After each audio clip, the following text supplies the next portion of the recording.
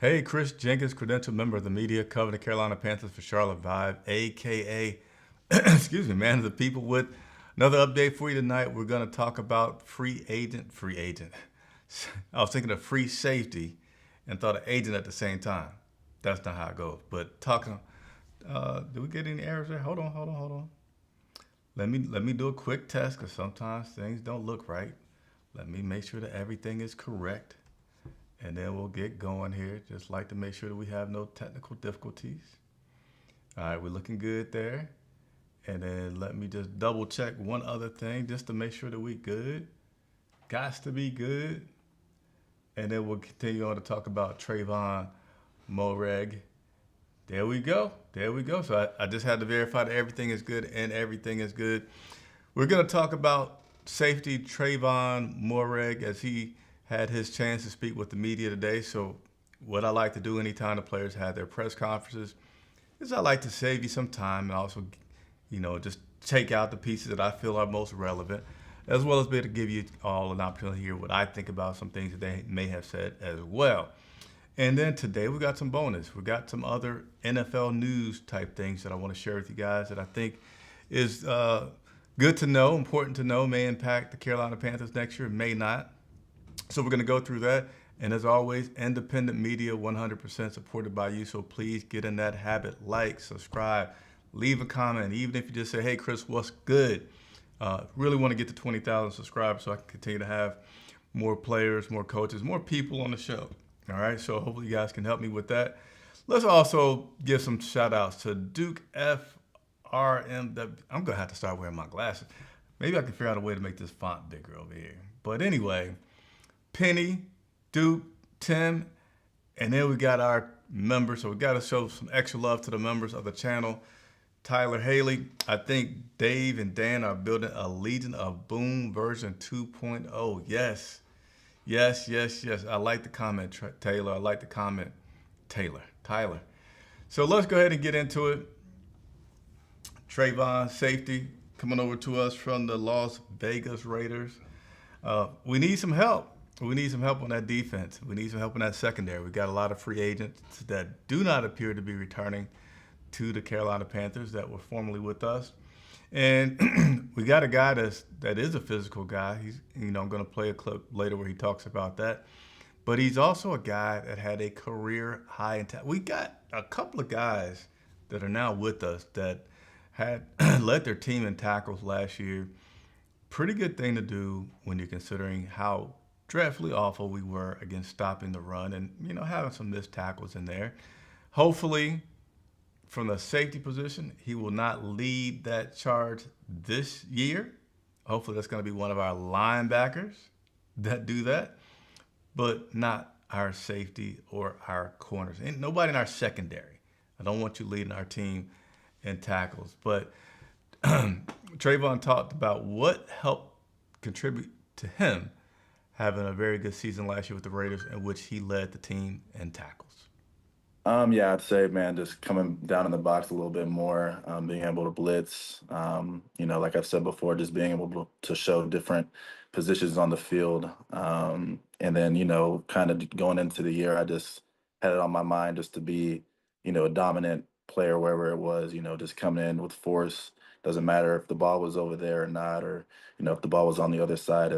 If it was me and somebody else, I just wanted to be the more dominant player in everything I did. So I think that helped translate into racking up some more of those tackles. Yeah, I'd say, man.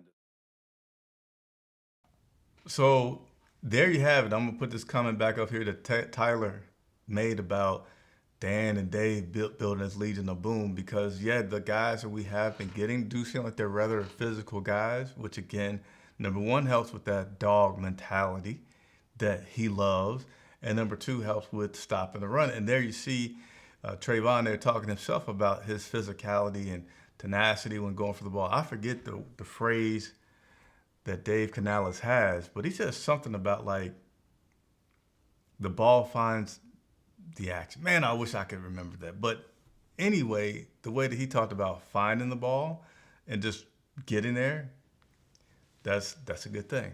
That's a really good thing.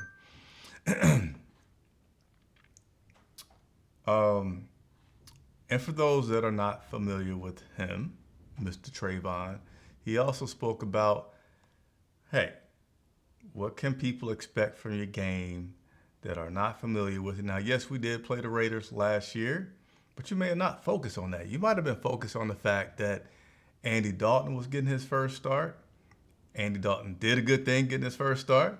The Carolina Panthers won that game, so the average fan may not have, dissected each player on the Raiders team to see what they were or were not doing. So, Tre'von speaking about, for those who don't know him, haven't watched him play much, what his game is like. Man, I still think I'm able to do it all. Honestly, I think I've had a rounded group of coaches, throughout college and throughout the league that have helped me learn, each position, whether it's, playing in too high or coming down in the box, getting my hands on the ball, breaking up passes. So I think I've got a good mix of that, in my skill set, and it's a tribute to, just everything I've learned over the years, from different people, different players and coaches. So.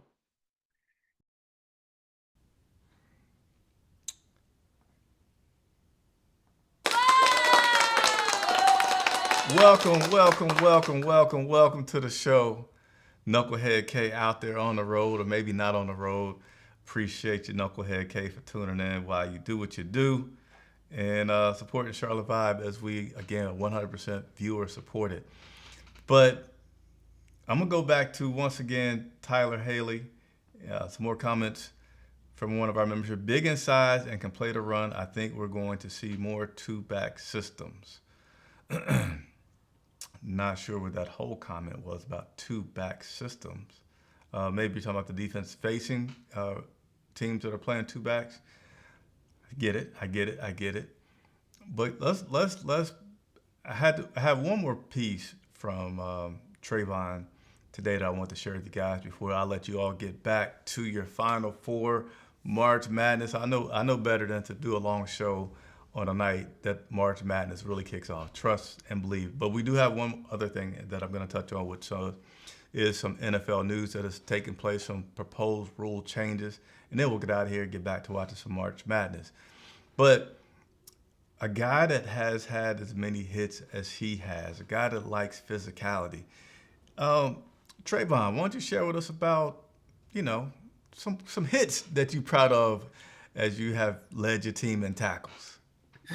Oh man. Well, to be honest with you, there's a lot of things. Like last year, kind of our group we always preached about, there's always non-stat stat sheet things, things that don't always show up on stat sheets that get recognized. So, a lot of my favorite ones are just, when guys are coming to try to block me in the box and I come down and I just, they just, hit them, just knock them off.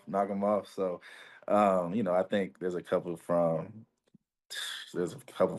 a couple games, the Saints, Kansas City.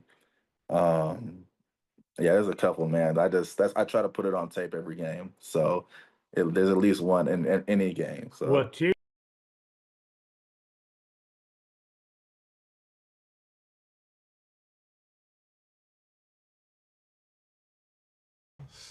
Sorry about that delay. Had to try to find the right button to come back to you guys. So Tre'von saying, hey, he always, that's his thing. You can tell he just lit up. Like, yeah, every single game, I'm trying to leave something on tape so that when I'm in the film room on Monday with the other DBs, secondary guys, it's like, that something's coming. So he was asking, hey, so did that happen at all when you played against the Panthers? He's like, now nothing just jumps out at me from a play, but I'm sure I did. I'm sure if I went back and look at the tape that I'd have one that I was really proud of, a pretty physical play, either shedding a block or making the tackle. So that's good to hear. Good to hear you. I mean, you think about, you lost Shaq Thompson, but you think about some of the guys at number one, Trevon Wallace, who to me had one of my most favorite draft day conversations when he talked about his dog mentality. You hear Tre'von talking, you hear some of the other guys we've been getting talking, and they do, as you would love to hear, but defensive guys talking about physicality and, making a guy feel that weight, that strength on you is all good stuff to hear. So shouts out to Trevon. Now, we were supposed to have Bobby Brown, defensive tackle, have availability with the media today and talk to us, but he was not able to. So that interview with him is still upcoming. So if again, I want to keep reminding you guys, if you have not done so already, hit the subscribe button, hit the bell notification so that you can make sure that you get that when it comes out. It has not been rescheduled yet, but I would probably say it's going to be tomorrow. But whenever it is, I'll be sure to go live and let you guys know what happens from that. Now, one other thing I want to talk about, well, there's several from it, but one thing that happens each year, NFL teams can propose changes to rules, and it has to go through this voting process to see whether or not that it gets in there and makes it. So I'm going to go and talk on some of those for you. One of them, or the first one that I want to talk about, is that there's a proposed change. Now, every team can do this. The Carolina Panthers could propose a change. This one here that I'm going to talk about comes from the Detroit Lions. And if you follow closely with the seeding and how things work, you would know why they wanted to make a change. So currently, seedings go number one record by the team that won their conference, won their division, that has the best overall record of the conference. They get number one. From there, the seeding goes from the best conference winners, and then the rest are by the best at-large teams. Their proposed change is still division winner with the best conference record get the number one seed. But instead of the number two seed being automatically a divisional winner, it's going to be a best record overall. So basically they're saying best record overall is how they want it. Forget if you won the division or not. Maybe you'd won the division at 8-9, and maybe now you're seventh instead of a 3 or 4. So that's one of the proposed changes, is again for that playoff seeding, is to mostly do it by your overall record and not based on doing all the conference division winners first and then doing the at-large people. So that's one for you, all right? The rest I'm going to put up here on the screen for you so you guys can read along as I talk about these proposed changes for you. A previously reported attempt to ban the tush-push short yardage play by the Philadelphia Eagles have been submitted by the Green Bay Packers. So I'm kind of summarizing this up for you guys. The rule prevent plays from pushing a teammate that is lined up directly behind the snapper and receives a snap immediately at the snap. Now, at the Combine in Indianapolis, this was talked about quite a bit. I can't say that it seems like there's going to be a rule change to this based on what I was hearing in Indianapolis. Even Coach Dave Canales was like, it's a football play. It's a football play. You know, it is what it is. If you can be good at it, you can be good at it. Why stop something because somebody figured out a way to be good at it? There's other angles that you could put towards it about injuries or things like that. But, you know, in my opinion, if I kind of feel like this, if you get to a situation where they're on the 1-inch line or they're on the 6-inch line, that they don't have far to go, there's so many things that they could try to do. Yeah, right now you got the tush push, but you also have things like, I'm going to show my age here, but let's go back to situations like the refrigerator Perry. You know, 300-something pound guy coming there and he'd run the ball. Or, you know, you got linemen that could come in there. We did it before. I forget which player we had. Was it Brady? That would go in the backfield. So there's so many things that you can do. You can bring in your backup quarterback that may have to build a Cam Newton come in there and do the quarterback sneak. So you're not going to ban those things, right? So I'm one that says, hey, let it be. Teams will either figure out something smart to stop it, or you'll stop letting them get in a very short yardage situation and get a first down or either a touchdown. Second one, or third one actually technically, is a proposal that would eliminate the automatic first down that comes with an illegal contact or defensive holding penalty. This was submitted by the Detroit Lions, who led the league last season with 11 flags for defensive holding. Let's continue to rock through these. Another submission, not another, but this is from the Eagles, to give both teams a guaranteed possession in overtime during the regular season, aligning with the current rules for the playoff games. Another rule submitted by the Pittsburgh Steelers allows some direct contact between pending free agents and teams that are pursuing them during the 3-day negotiating window that precedes the opening league year. And the last one that we have is a change submitted by several teams that would allow preparing kicker balls that are used for kicking before game day, as teams are allowed to do with the balls used on other plays. So if you didn't know, now you know. Those are the proposed NFL changes for the 2025 season. No big, strong opinion on any of them other than the tush push. Let me go back to one thing I did want to share with you guys. See if I can get this up here really quickly. Give me 1 second.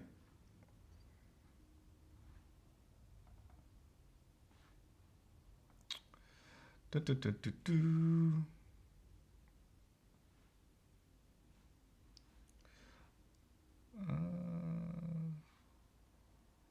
on, where did I do it? Where did I put it? Where did I put it? I don't think I'm gonna find it, but nevertheless, there's always another time to find it. It was nothing breaking, so it's no big deal. Don't be so curious. Hey, what was Chris trying to show us? But hey, hopefully you all are continuing to appreciate the show, the information that we're sharing. If you all have something that you want to know that I haven't covered, please let me know. Because again, I in addition to just telling you what's going on, I want to educate fans, whether it's on Cap Talk, whatever it may be, rules of the game. And I think it's cool to be able to do that, to have that knowledge and share it with you guys, and just be a resource to you all about the NFL, about the Carolina Panthers. So let me know, man of the people, I'm here for you. And hey, as always, if you see me out and about, be sure to say hello. I enjoy meeting each and every one of you, so I can put a name with a face, as I have met several of our members and able to do that. So that's it for me tonight. Get on back there and watch the March Madness if you are into that. I'm going to go get me some food. Chris Jenkins reporting for Charlotte Vibe.